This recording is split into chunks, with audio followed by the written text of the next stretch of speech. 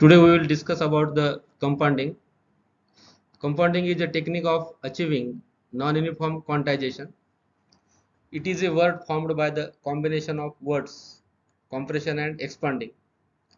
Compounding is done in order to improve SNR of weak signals. We know that if the characteristic of the quantizer is nonlinear, then it causes the step size to be variable despite being constant. Then it is called as non-uniform quantization. So what is done in the compounding? We are amplifying the weak signals and attenuating the strong signal at the transmitter. So that is compression, and reverse will be done at the receiver. So that will be called as expanding. As we know, if in non-uniform quantization the step size varies according to the signal level. If the signal level is low, then the step size will be small. So the step size will be low for weak signal, thus the quantization noise will also be low. So for the weak signal, the step size will be kept low. So that will be the amplification, and for the weak signal, step size will be large, that is attenuation.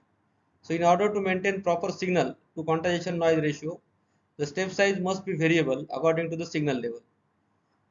Thus, in order to achieve non-uniform quantization, the process of compounding is used. Let us now move further and understand the process of compounding. The figure below shows the compounding in order to achieve non-uniform quantization. So you can see that the input signal is compressed at the transmitter. That means the weak signals will be amplified and strong signals will be attenuated. Then it will be given to uniform quantizer, and then it will be given to the expander. So at the receiver, reverse will be done.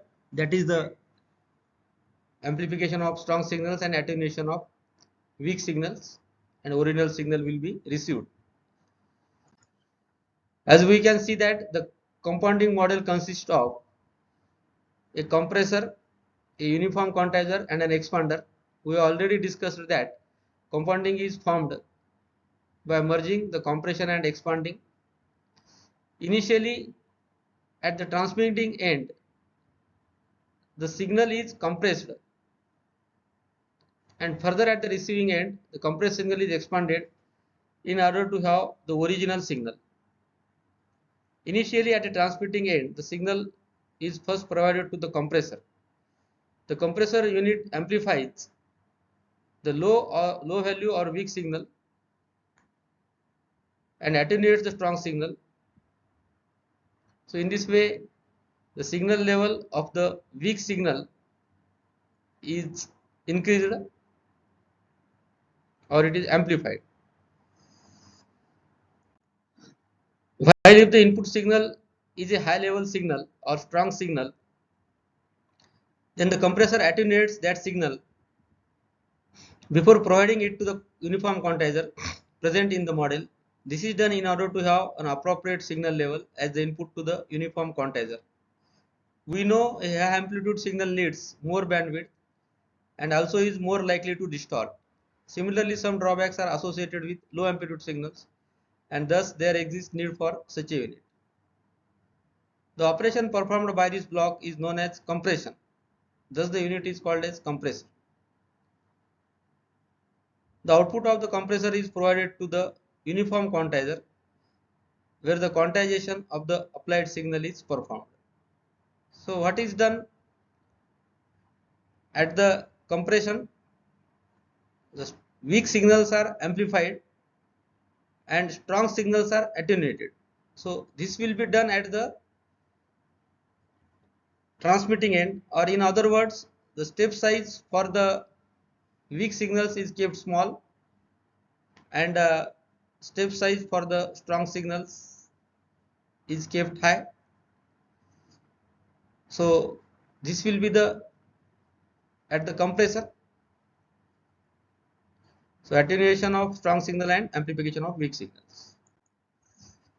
Then at the receiver end, the output of the uniform quantizer is fed to the expander, it performs the reverse of the process executed by the compressor.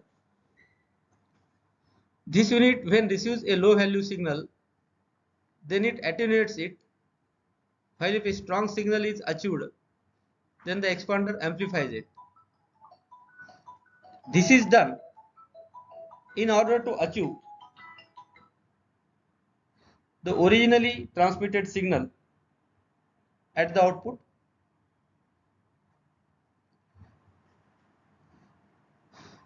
So compounding is compounding is composed of compression and expanding. So weak signals are amplified and strong signals are attenuated at the transmitting end.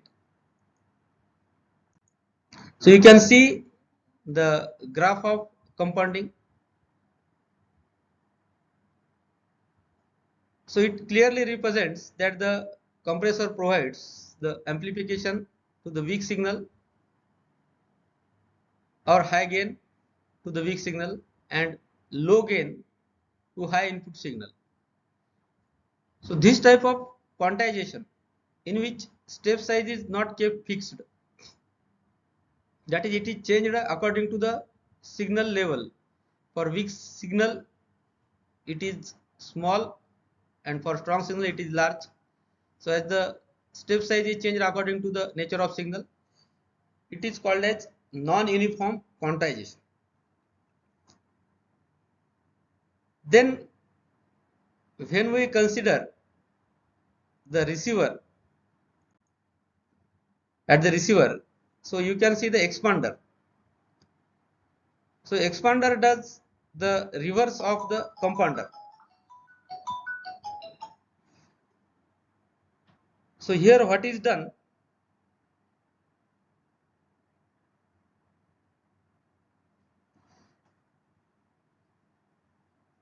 the attenuation of weak signal will be now done, reverse of compression, and amplification of strong signal will be done artificially,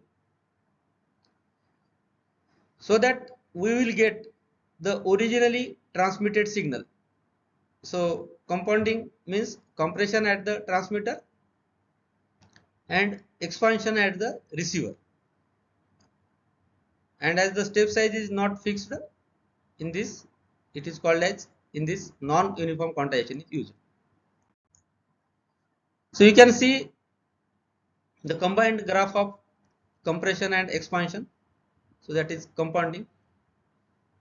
So red colored portion represents the compression and blue colored portion represents the expansion. And in between that dotted line is shown, that represents the original signal. So you can see that compression will be done at the transmitting end, where the weak signals will be amplified and the strong signals will be attenuated, and reverse will be done at the receiver.